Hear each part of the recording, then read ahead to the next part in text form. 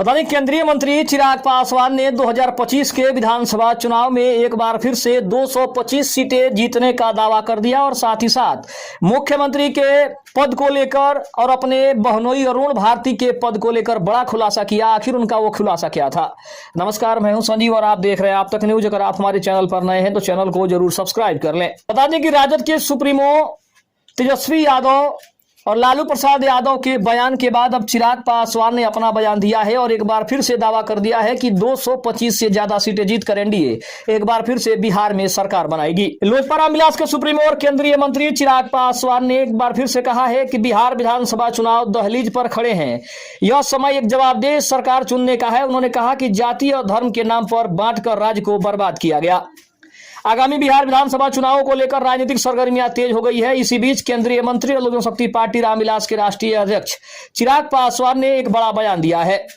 उन्होंने साफ तौर पे कहा है कि चुनाव अब दहलीज पर खड़ा है और ऐसे समय में सरकार चुनने का समय है। तो जवाबदेह किस सरकार की है और कौन सरकार जवाबदेही ले सकती है, उसको देखकर चुनकर और तब सरकार का चुनाव करें। साथ ही जाति और धर्म पर राजनीति करने वालों पर निशाना साधा है। उन्होंने कहा है कि यह बयान किस ओर इशारा करता है, आखिर चिराग पासवान ने इसके पीछे किसका हाथ बताया है, इसका खुलासा उन्होंने खुद किया है। चिराग ने कहा कि बिहार के कई राजनेताओं ने जाति और धर्म के नाम पर बांटकर राज्य को बर्बादी की ओर धकेल दिया। उन्होंने साफ तौर पे कहा कि दिल्ली में बिहार के लोगों के साथ एक बैठक में चिराग पासवान ने उनसे अपील की कि वे चुनाव के दौरान अपने गिरिराज लौटें और एक ऐसी सरकार को चुनो जो सही मायने में बिहार की जनता के प्रति जवाबदेही हो। उन्होंने कहा कि बिहार के कई राजनेताओं ने हमें जाति और धर्म के नाम पर बांटकर राज्य को बर्बादी की ओर धकेल दिया है। अब समय आ गया है कि हम इस चीजों से ऊपर उठकर राज्य के विकास के लिए सोचें।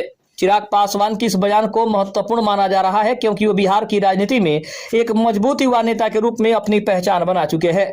उन्होंने ये भी दावा किया कि आगामी चुनावों में राष्ट्रीय जनतांत्रिक गठबंधन यानी एनडीए 225 से अधिक सीटें जीतकर बिहार में सरकार बना रही है।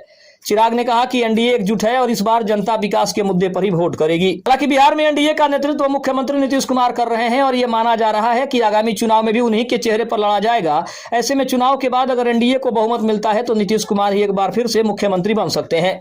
चिराग पासवान का यह बयान न सिर्फ एनडीए के अंदर आत्मविश्वास को दिखाता है बल्कि यह भी दर्शाता है कि वह बिहार की जनता से सीधे जुड़कर उन्हें विकास के मुद्दे पर वोट देने के लिए प्रेरित कर रहे हैं।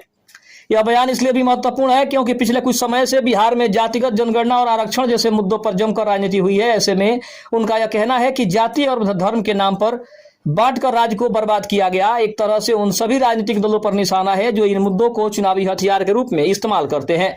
चिराग ने साफ कर दिया कि उनकी पार्टी और एनडीए का मुख्य एजेंडा विकास और युवाओं को रोजगार देना है। इस बयान से भी संकेत मिलता है कि एनडीए गठबंधन में सीटों के बंटवारे को लेकर कोई मतभेद नहीं है और सभी घटक दल मिलकर चुनाव लड़ेंगे। चिराग पासवान के इस दावे से बिहार की राजनीति में एक नई बहस छिड़ गई है कि क्या इस बार जनता वास्तव में जाति और धर्म से ऊपर उठकर विकास को प्राथमिकता देगी। आपको खबर कैसी लगी कमेंट में जरूर बताइएगा। चैनल पर नए हैं तो चैनल को जरूर सब्सक्राइब कर लीजिएगा। तब तक के लिए धन्यवाद। जय हिंद, जय भारत।